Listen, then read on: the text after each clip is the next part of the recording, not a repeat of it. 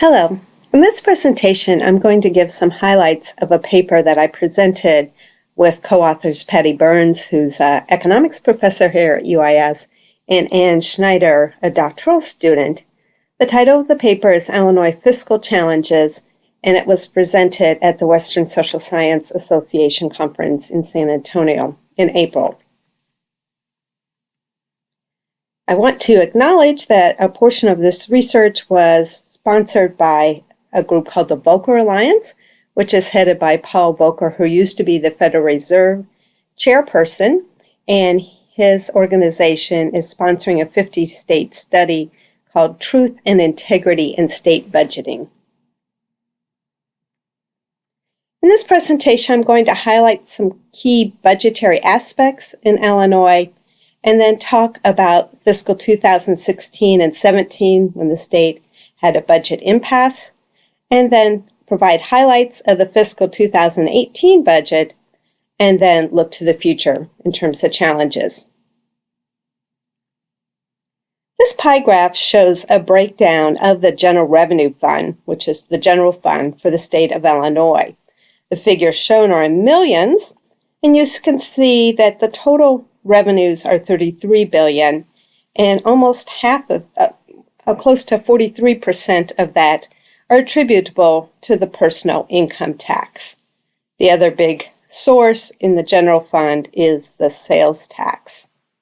And federal sources in the general fund are about 9%, although many of the federal sources go into funds other than the general fund.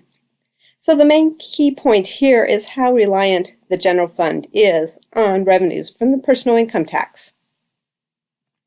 This is an issue because, as shown here in the graph, Illinois had a tax increase that went into effect in 2011.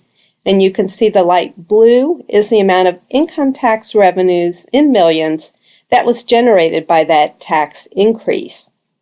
However, it was a temporary tax increase, and in January 2015, which is partway through the fiscal year 2015, the tax was allowed to sunset and decreased. So you can see starting in 2015 and continuing, the light blue gets significantly smaller due to the tax rate decrease. At the same time, this state was experiencing a decline in income tax revenue, other costs were increasing. And this graph shows the healthcare cost. Medicaid is shown in blue, and employee health insurance cost is shown in orange, and you can see an increasing trend. Part of the Medicaid cost is associated with the increase from the Affordable Care Act when the state opted into expansion of Medicaid eligibility, and about of the base Medicaid, the state gets about 51% of the cost is reimbursable from the federal government. And then it's a higher rate, closer to 90% of the cost associated with Medicaid eligibility expansion under the Affordable Care Act. The other big cost driver in the state of Illinois is the contributions to the pension plans. This is a chart that shows a statutory law in the state of Illinois that's called a ramp up, and by 2045, the state's target is to be funded at 90%.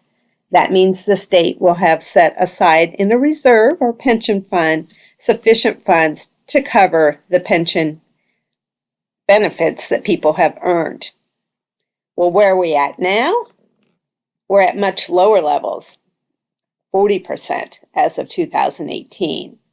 And as dollar amounts, it's a very large number. $132 billion is unfunded. And so that's a significant challenge facing the state. The state's general obligation debt also has increased significantly, and this shows it in per capita terms, and this is in nominal dollars. And you can see the big increases in 2003, and the state issued $10 billion in what's called pension bonds, and then another $7 billion into the period 2011 and 12. And this is when the state borrowed money from investors and used it to pay part of its unfunded pension liabilities. But as a result, the state significantly increased its amount of general obligation bonds outstanding. As most of you know, or maybe all of you know, in fiscal 2016 and 17, the state had a budget impasse and there was no passage of a statewide budget. When that happens at the federal government, we think about government closing down, but that's not what happened in the state of Illinois. In the state of Illinois, much of the appropriations and spending continued to happen. Some of that was due to some funds being appropriated. In fiscal 2016, there was a full-year appropriation for kindergarten through 12 public education, and that continued into fiscal 2017. They did the same thing.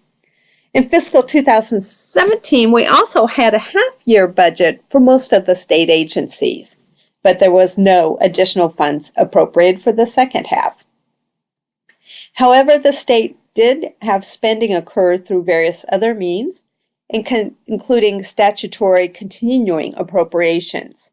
And these are things that do not require an annual appropriation. They can occur without it, and that includes the pension fund contributions as well as operations of the legislative and judicial branches.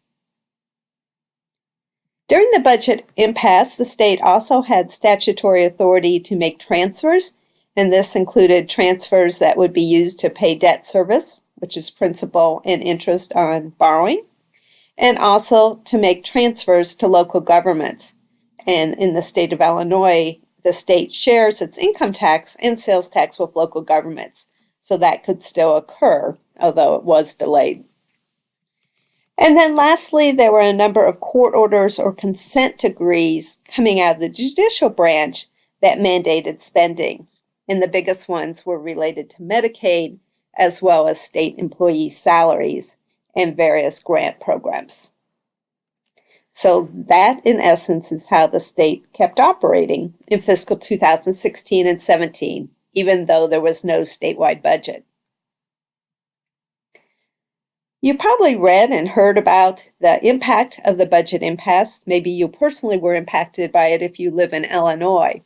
Some of the biggest impacts were in higher education. You can see here in fiscal 2015, the normal higher ed budget is about $3.3 billion. In 2016, there was a supplemental appropriation in which higher ed got $0.6 billion, or only about 18% of what it normally would get. And then in that half-year budget, higher ed got $1.9 billion in fiscal 2017, about 58% of what it normally would get. So this had dire consequences on a number of public universities, in particular Chicago State University and Northeastern University.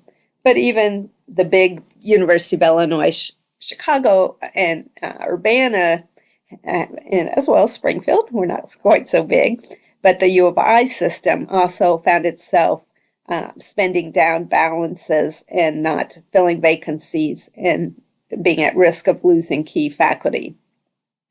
There also were big impacts in terms of Medicare providers. The state health insurance providers were not being paid, and so this caused a cash crunch situation for them, especially among rural providers or providers in public university towns or in Springfield, the state capital.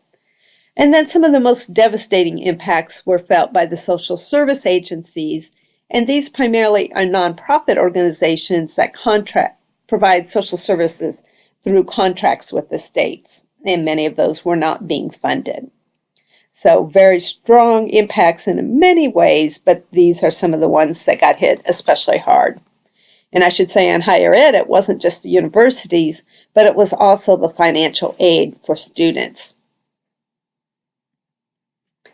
During the time period leading up to the budget impasse and then significantly increasing during the impasse, the state has accumulated a backlog of unpaid bills. And this shows in billions. And you can see it reached a peak of $16.7 billion in the beginning of fiscal 2018. And then it decreased, and I'll talk a little bit more about that, why, in a bit.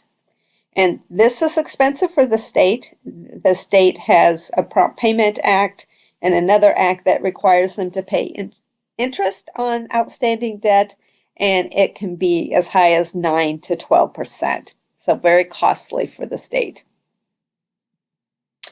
As you might imagine, the bond rating companies were watching Illinois carefully during this time period.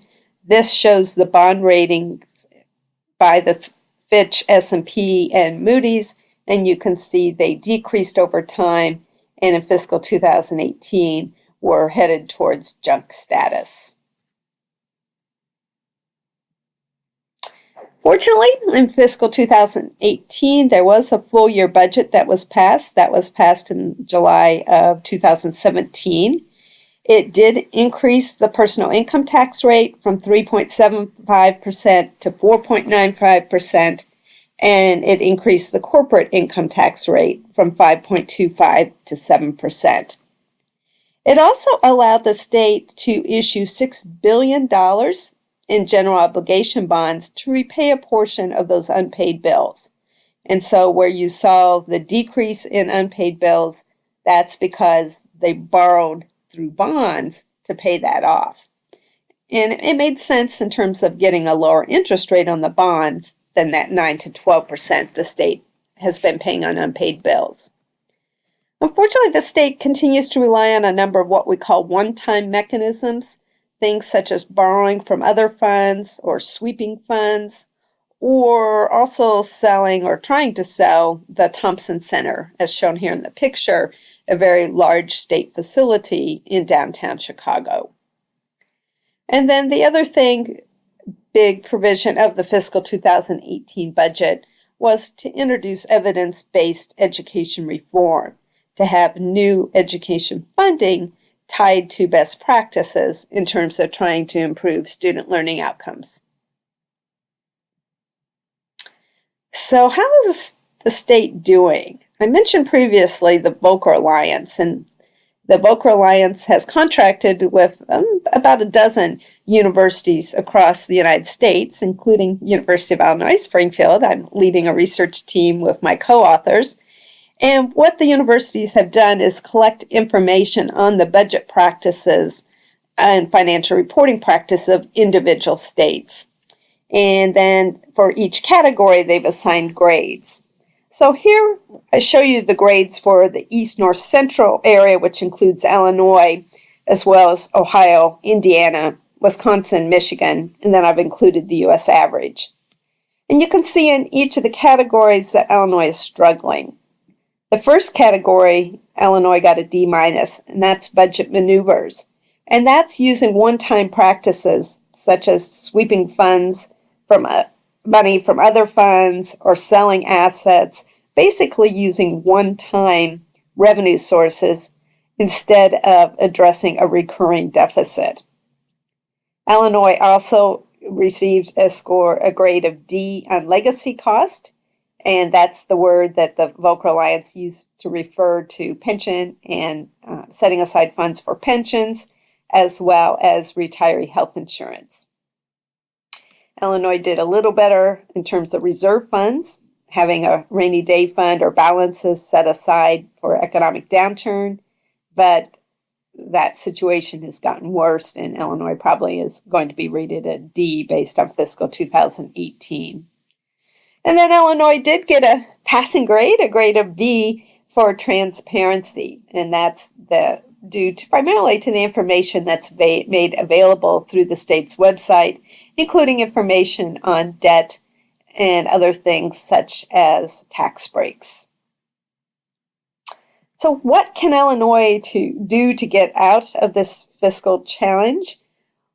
Probably the organization that I think has gone the farthest in proposing an overhaul comprehensive plan is called the Civic Federation. And this is a group of organizations in the Chicago area that are funded through another number of families and foundations. And they basically have a unit that studies Illinois budget. They have proposed various revenue options, such as increasing the income tax rate, perhaps using a graduated income tax rate. Right now we have a flat rate. Everybody pays the same statutory rate. They have proposed expanding the sales tax base to include more services. And then they also said if the state did that, they could actually lower the tax rate. And then another option is to eliminate the exemption for retirement income. Something like 41 states tax retirement income, but Illinois does not. The Civic Federation also is calling for expenditure changes, including expenditure limit on growth. I believe it's 1.7% per year. And also for the state to make larger pension payments to try to get the pension plans better funded rather than that slow, gradual ramp up to 2045.